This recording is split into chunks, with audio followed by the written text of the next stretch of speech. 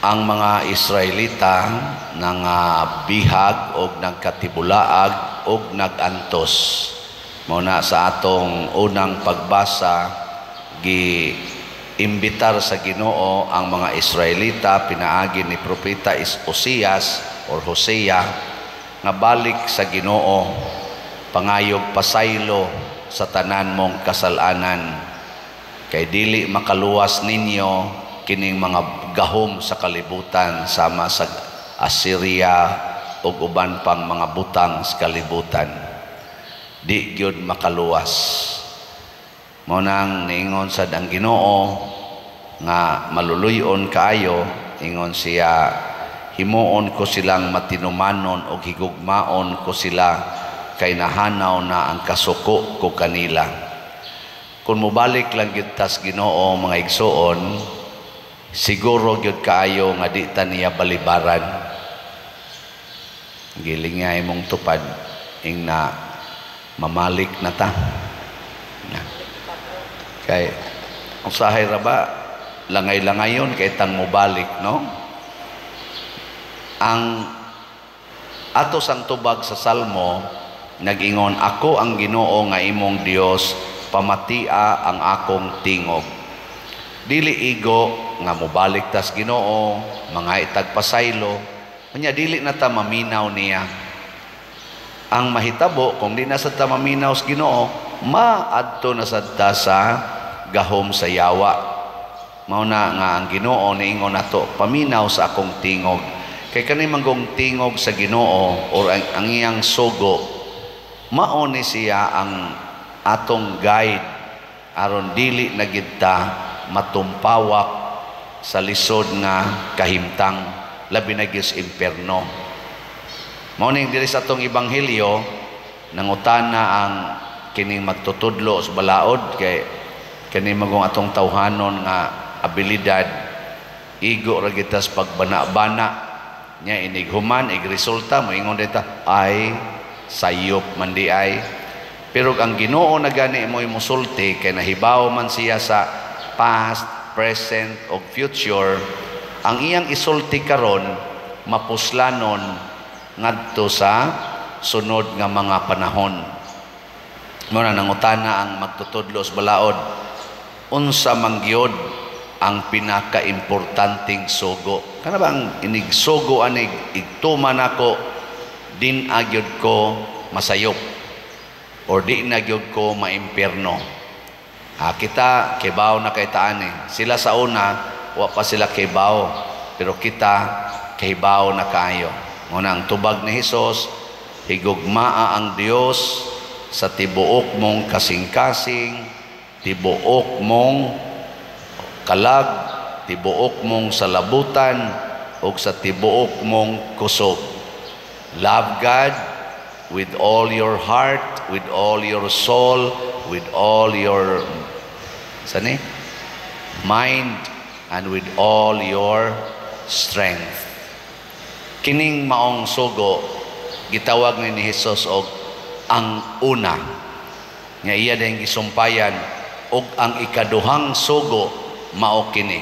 So dunay second, dili ni magkabuwag, kay kun mawa ang una wa na say second niya. Ang second, higugmaa ang imong isig katawo sama sa imong kaugalingon.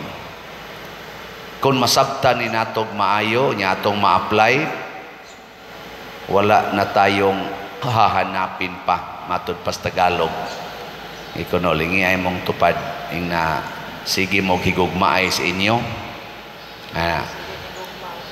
Okay, sahay ra ba dias balay na agyong wa paghigugmaay. So aron ta makahigugma sa atong isig katawo sama sa atong kaugalingon, ang pinakauna gyung buhaton kung ato gining tanawon mao gyud ang paghigugma sa Ginoo. First requirement, love God. Nya kun ma-wrong ganita diha, we cannot love our fellow men. Mao bitaw nang na ako'y komedya usahay mo ingon ko, kamong mga anak ayaw naghigugmaa ang inyong ginikanan. unahag higugma ang Ginoo. Ayaw mong sunod anang inyong ginikanan, unahag sunod ang Ginoo. Nga naman, kay ang Ginoo may nagtudlo, mga anak, tahura ang inyong ginikanan, inyong papa ug mama sa tanang higayon, bisan pagani og sila giango-ango na. Ano ba? Kay usahay ra ba sa ning mga anak mutahod sa ginikanan nya, inig-aksyon nas ginikanan og pamadlong, mo disiplina na, labi nagsakit-sakit ang disiplina, dumot dayon. O na, ngadto des barkada, layas dayon, magkinaunsa pa, higot pisi, bitay sa sagbayan, or ambaks building, ambaks taytayan, ana dayon. Kaya nga naman, kinimanggong atong isig katao, o atong higugmaon, daghan kay na silag mga apan. We are not perfect, imperfect kay ta. Nya kung ang atong gugma o ang atong pangitaon nga katagbawan naa diha sa atong isig katao nato pangitaon, ma-disappointed ta. Pero ang gustos Ginoo, didtos Ginoo higugmag una. Kay ang Ginoo mo supply gina sa tanan natong gikinahanglan. Nya kanang atong nadawat sa Ginoo nga iyang ihatag nato bugti sa atong paghigugma niya, maurasad na ang atong ihatag ngadto sa atong isig katao. Dili ta mangita or mangayo gikas ato isig katao, kita maoy mohatag. Sige, kamong mga bana, ingna inyong asawa, labi na mong naas online, ingna imong asawa, ingna sugod karon day, ako naging muhatag nimo. Ingna. Indot no.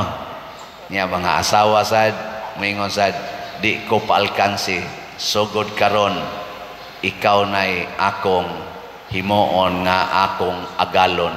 Oh, di ba? Di na gina mag-away. Mga anak, ingna sang inyong ginikanan, ma, pa, daddy, mami, sugod karon, kamo na gyud mao'y akong hatagan sa akong gugma. Oh, pagkaninduta na.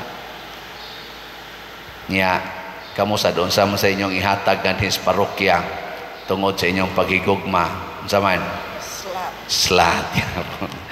Dali ra gyud kay mo kay bao, no? Nya unsa mo sa ihatag sa parokya nga nato, kitang namalit og slots. Tagaan ta niya og kaayuhan sa atong hunahuna, kaayuhan sa atong kasing-kasing, kaayuhan sa atong kalag, o kaayuhan sa atong kusog. Mao na ang ihatag sa Ginoo, the whole faculties natong mga tao ayuhon sa Ginoo. Mao bitaw na kanang mga taong aktibo kay sa simbahan, kining gasigig alagad sa simbahan, nya siging higugma silang isig katao, makita gid nato nga alive kay sila. Bisan god o kanang hapit na sila mga matay, mag-smile ilang naong. No? Bisag wa na sila'y kwarta, gaan kay sila naong, di gyud maratol.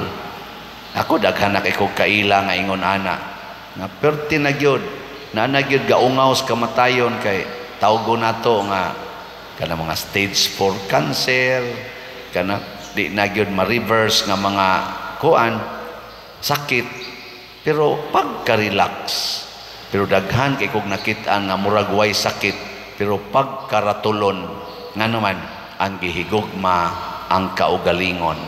Wa mahigugmas Ginoo, sige lag pangayo didto sa Ginoo. Wa mahigugmas iyang isig katao, siging gamit sa isig katao para sa ilang kaugalingon. Mabta na kaning mag-declare sa kalibutan nga mga top billionaires, top millionaires, murag hilasan ko usahay. Nga naman, tungod kay kanang tanan nga ilang nakapamilyonaryo nila, gikan na sa mga tao nga namalit sa ilang produkto. Diin ba sad sila ng ilang produkto nga gihimo gikan sa kalibutan nga hinimos Ginoo. Kinsa may gatudlo nila kaalam aron mamugna nilang maong mga produkto, ang Ginoo mo'y naghatag sa ilang salabutan. Pero ang uban nila, sige na lang higugmas kwarta, wa na'y paghuna-huna, unsay sugo sa Ginoo para sa kwarta. Imong tigomon, hangtod mo abot og tag $100 billion, $200 billion, $300 billion para ragyod sa imo. Asti lang, paita. Nya imo da yung i-publish sa World Magazine, or asa na i-publish, the top billionaire, the richest man in the planet. Oh, nindota paminaw, no? Pero wa na, naut-ut na ang iyang kalag. Kay ang iyang hunahuna, ang iyang kasing-kasing, nahigugma sa kalibutan. Wa na manghatag sa kalibutan.